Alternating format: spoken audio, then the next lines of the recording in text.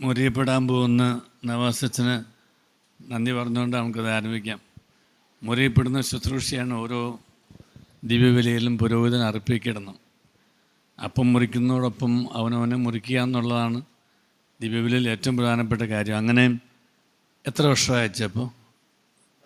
52 വർഷമായിട്ട് മുറിയാനും മുറിയപ്പെടാനും മുറിവുണക്കാനുമുള്ള ശുശ്രൂഷയിൽ ഏർപ്പെട്ടിരിക്കുന്ന പ്രിയപ്പെട്ട ജെയിംസ് മഞ്ഞക്കൽ അച്ഛൻ അംഗമായിരിക്കുന്ന MSFS സഭയുടെ സുപ്പീരിയർ ജനറൽ, നമുക്ക് ഭാഗ്യം കൊണ്ട് ലഭിച്ച മലയാളിയായിട്ടുള്ള പ്രിയപ്പെട്ട ജോൺസൺ അച്ഛ, പ്രിയപ്പെട്ട പ്രൊഫസർ ജേക്കബ്, ഡോക്ടർ സിറിയക്, എൻ്റെ പ്രിയ സുഹൃത്ത്, ഒരു പ്രായക്കാരനായിട്ടുള്ള ദേവപ്രസാദ്, മേരിക്കുട്ടി, ബിജു തുടങ്ങി ബെന്നി, ക്രിസ്ത്യനുമായി ബന്ധപ്പെട്ട് പരിചയമുള്ള ഒരുപാട് മുഖങ്ങൾ ഇവിടെയുണ്ട്. എല്ലാവർക്കും യേശുനാമത്തിൽ ഞാൻ സ്നേഹവന്ദനം പറയുന്നു.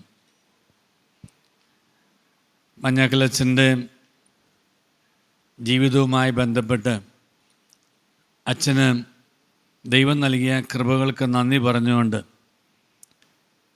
അച്ഛന് ഉന്നതങ്ങളിൽ ദൈവം തമ്പുരാൻ നൽകുന്ന മഹത്വം ഉണ്ട് എന്ന് തിരിച്ചറിഞ്ഞുകൊണ്ട് ഇവിടെ ആയിരിക്കുമ്പോൾ കണ്ണ് കാണുകയും കാത് കേൾക്കുകയും ഹൃദയം ആസ്വദിക്കുകയും ചെയ്യാൻ കഴിയുന്ന സമയത്ത് തന്നെ അച്ഛനെക്കുറിച്ച് ഞങ്ങൾക്ക് അഭിമാനമുണ്ടെന്നും അച്ഛൻ്റെ ശുശ്രൂഷകളെ ദൈവം കാണുന്ന കണ്ണുകളിലൂടെ കാണാൻ ഈ ഭൂമിയിലും ആളുകളുണ്ട് എന്നും അങ്ങനെ കാണുന്നതിൻ്റെ അടയാളമായിട്ട് ഞങ്ങൾക്ക് സ്നേഹം പ്രകടിപ്പിക്കാനും ആദരവ് അറിയിക്കാനും അവകാശമുണ്ട് എന്നും അതൊരു കടമ കൂടിയാണെന്നൊക്കെ തിരിച്ചറിഞ്ഞുകൊണ്ടാണ് അച്ഛൻ്റെ സമയം ചോദിച്ചറിഞ്ഞ് ഈ ദിവസം നമ്മളിവിടെ ഒരുക്കിയത്.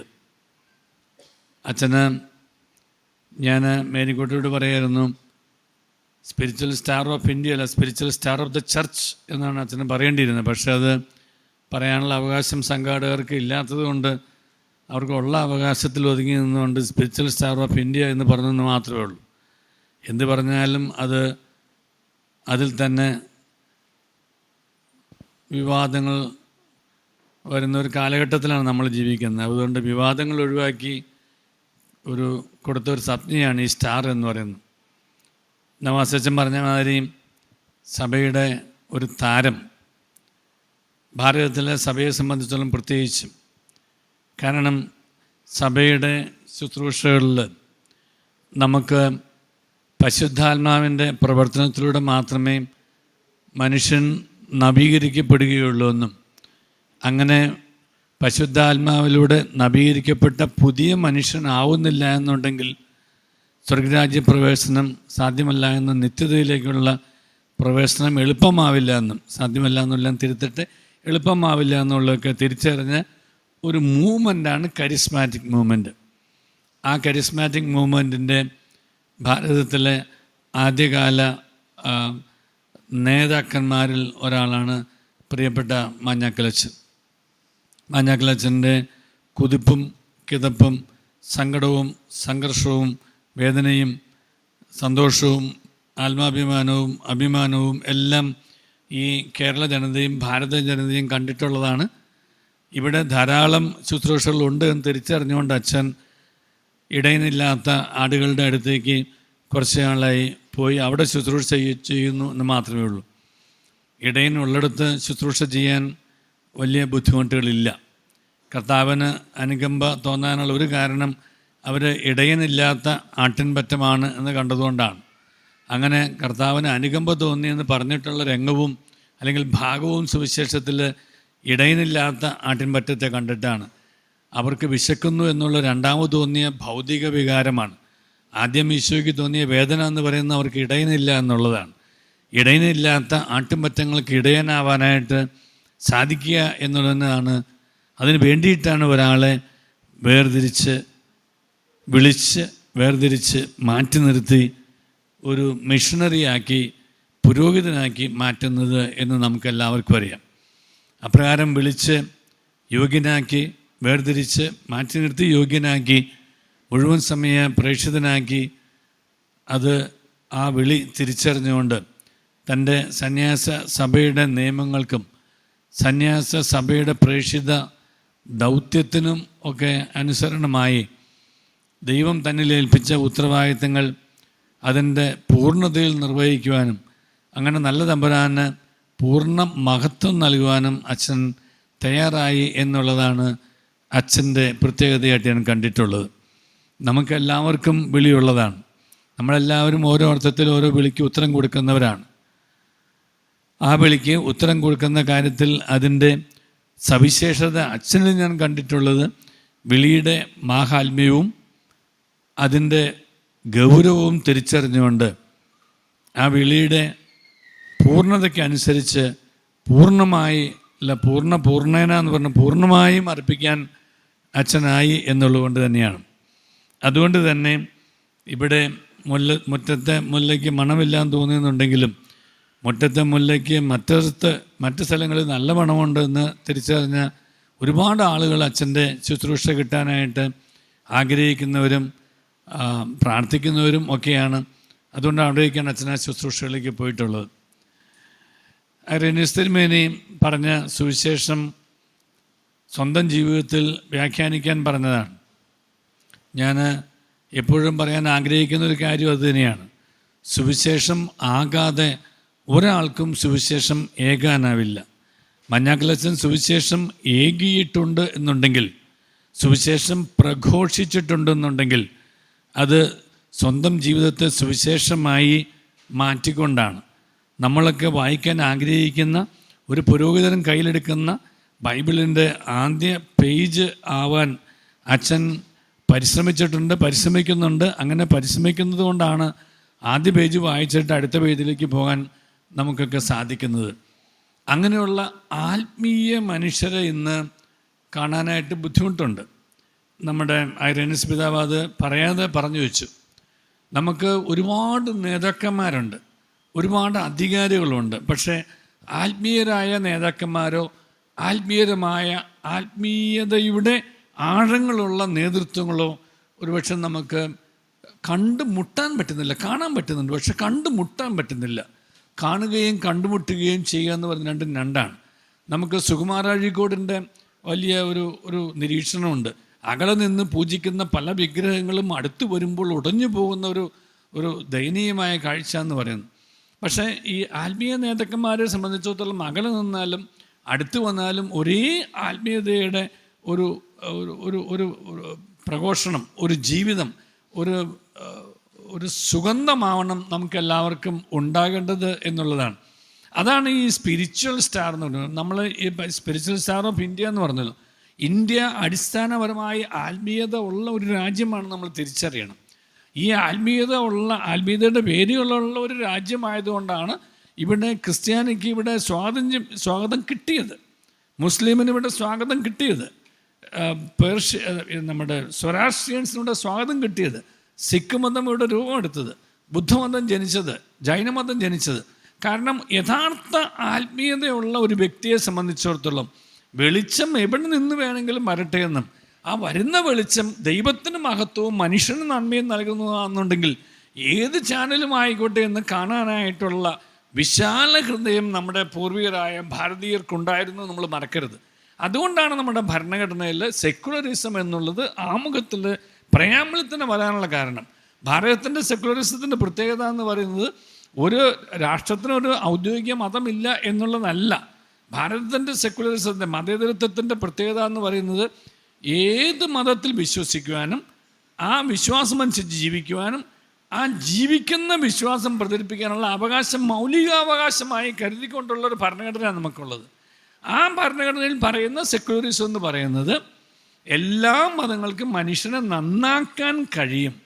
അങ്ങനെ മനുഷ്യനെ നന്നാക്കാനും പൗരനെ മെച്ചപ്പെട്ട പൗരനാക്കാനും കഴിയുമെന്നുള്ളത് കൊണ്ട് എല്ലാ മതങ്ങളെയും ഇവിടെ സ്വാഗതം ചെയ്തു.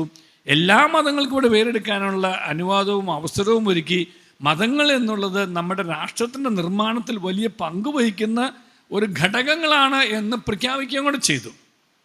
പക്ഷേ നമ്മുടെ രാജ്യം മതങ്ങളിൽ അർപ്പിച്ച ആ വിശ്വാസം ഇന്ന് മതങ്ങൾ നിറവേറ്റുന്നുണ്ടോ എന്നുള്ളത് വലിയൊരു ചോദ്യമാണ്.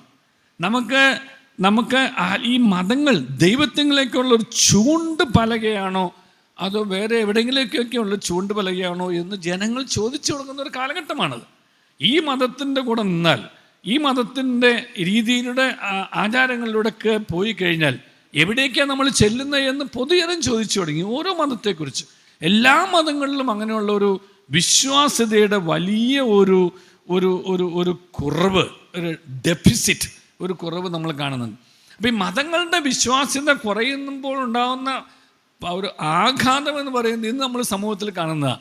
ആ മതത്തിൻ്റെ ആചാരങ്ങളുണ്ട് മനുഷ്യന്, പക്ഷേ മനുഷ്യന് നന്നാക്കാൻ കഴിയുന്ന ആ ദൈവവിചാരം അവനിൽ ഉണർത്തിക്കൊണ്ട് അവനിലെ മൃഗത്തെ മെരുക്കുന്ന മരുന്നാവാനായിട്ട് മതങ്ങൾക്ക് കഴിയാത്തത് കൊണ്ടാണ് ഇന്ന് സമൂഹത്തിൽ നമ്മൾ കാണുന്ന ഒരുപാട് ദുരന്തങ്ങളുടെയും കാരണം. നമ്മൾ ഈ ദുരന്തങ്ങളുടെയൊക്കെ ഇരകളായിട്ടുള്ളവരോ ദുരന്തങ്ങളുടെ വക്താക്കളായിട്ടുള്ളവരൊക്കെ പരിശോധിച്ച് നോക്കുമ്പോൾ എല്ലാം ഈശ്വര വിശ്വാസികളാണ്.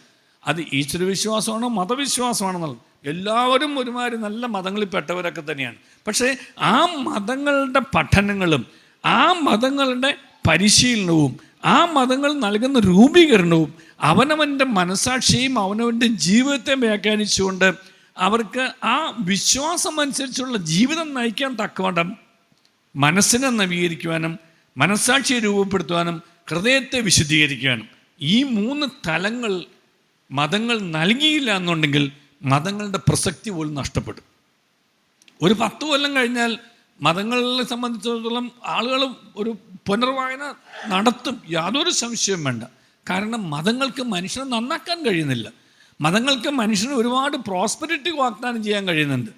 ആ പ്രോസ്പെരിറ്റിയുടെ ഐശ്വര്യത്തിൻ്റെ ഒരു സുവിശേഷം പ്രസംഗിക്കാൻ ഒരു ബുദ്ധിമുട്ടുമില്ല. പക്ഷേ മനുഷ്യനെ ആത്മീയ തലങ്ങളിലേക്ക് ഉണർത്തിക്കൊണ്ട് മനുഷ്യൻ്റെ ജഡത്തെ ആത്മാവിനാൽ നിഗരിക്കുന്ന ഒരു ആത്മീയ മനുഷ്യനാക്കുന്ന ഒരു നവീകരണ പ്രക്രിയ, അത് അടിസ്ഥാനപരമായിട്ട് മതങ്ങൾ ഇന്ന് നൽകുന്നില്ല എന്നുണ്ടെങ്കിൽ എല്ലാ മതങ്ങൾക്കും വലിയ ഒരു അപായം പതിയിരിപ്പുണ്ട് നമ്മൾ തിരിച്ചറിയണം.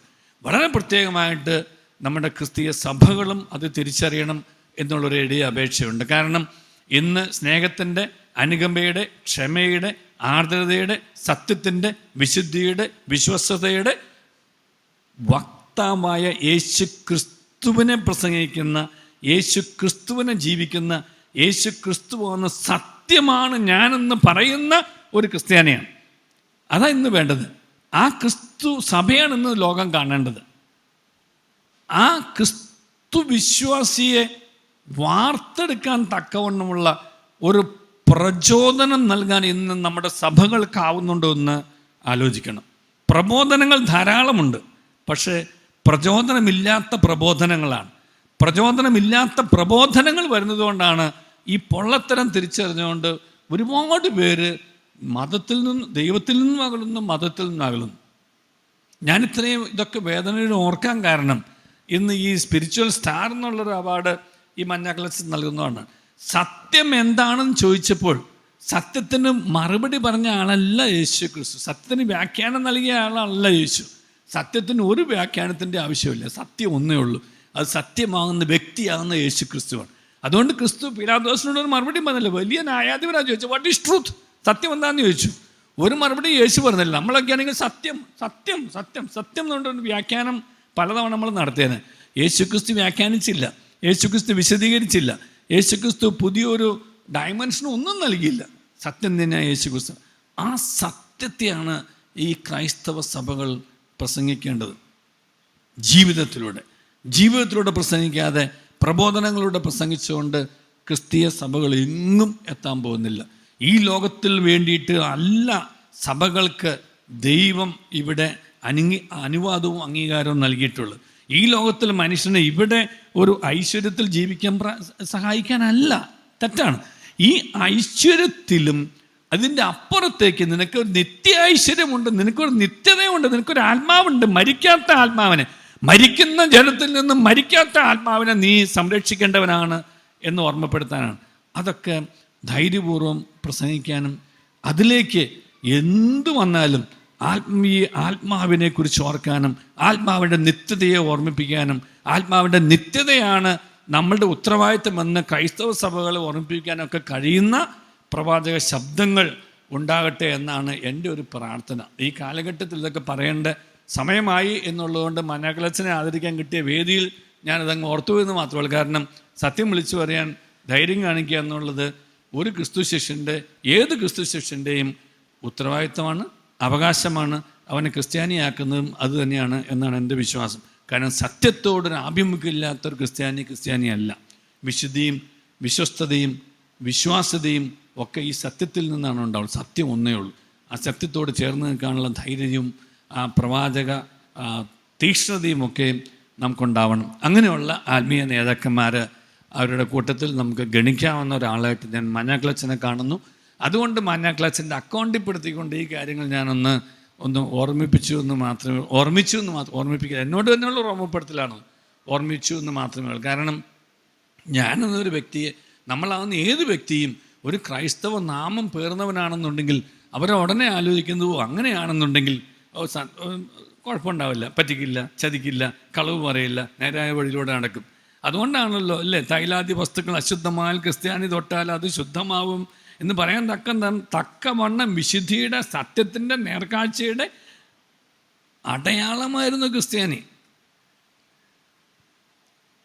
അങ്ങനെ ഒരു അടയാളം നമുക്കുണ്ടോ? ആലോചിക്കണം. എന്തുകൊണ്ട് ഇല്ലാതെ പോയത്? ആ അടയാളത്തിലേക്ക് നയിക്കേണ്ട ചൂണ്ട് പലകളുടെ അലംഭാവമാണ് എന്ന് പറയുന്നതിൽ വലിയ തെറ്റുണ്ട് എന്ന് എനിക്ക് തോന്നിയിട്ടില്ല. തെറ്റാണെങ്കിൽ തമ്പുരാൻ എന്നോട് ക്ഷമിക്കട്ടെ എന്നും ഞാൻ പ്രാർത്ഥിക്കുന്നു. ഒരിക്കൽ കൂടി പ്രിയപ്പെട്ട മഞ്ഞാക്കളച്ചന് എല്ലാ ഭാവുകങ്ങളും നന്മകളും നേരുന്നു. അച്ഛൻ്റെ ധീരതയോടുള്ള ആ ഒരു പോക്ക് ഇനിയും 78 വയസ്സായെന്നല്ല അച്ഛൻ പറഞ്ഞല്ലേ?